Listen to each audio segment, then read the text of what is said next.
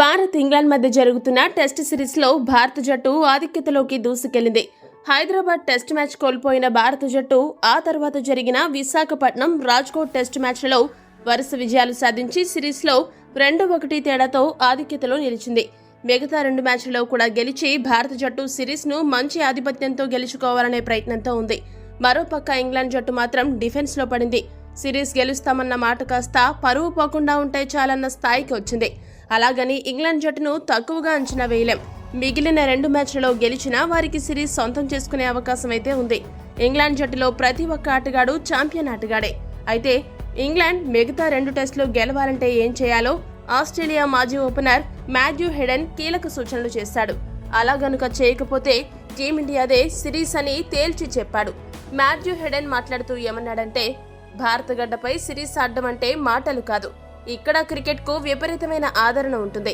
అభిమానులు తండోపతండాలుగా తరలి వస్తూ ఉంటారు. ఆ ఉత్సాహం భారత జట్టులో నూతన ఉత్సాహాన్ని నింపుతూ ఉంటుంది. అటువంటి పరిస్థితుల్లో భారత జట్టుపై విజయం సాధించాలంటే ఏ జట్టైనా ముందు మానసికంగా దృఢంగా నిలబడాలి. ఒత్తిడిని అస్సలు దరిచేరనివ్వకూడదు. ఏమాత్రం ఒత్తిడి దరిచేరినా భారత గడ్డపై గెలవడం అనేది దాదాపు అసాధ్యమే. ఇక ఇంగ్లాండ్ జట్టు ఓటమికి మరో కారణం కూడా ఉంది. వారు ఈ టెస్ట్ సిరీస్లో మ్యాచ్లను అద్భుతంగా ఆరంభిస్తున్నారు. కానీ వారి ముగింపు మాత్రం పేలవంగా ఉంది.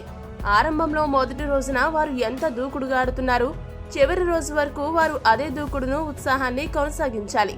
టెస్ట్ క్రికెట్లో విజయం సాధించాలంటే ప్రతి బంతి, ప్రతి క్షణం చాలా అప్రమత్తంగా ఉంటూ ఎదురు దాడి చేయడం చాలా ముఖ్యం.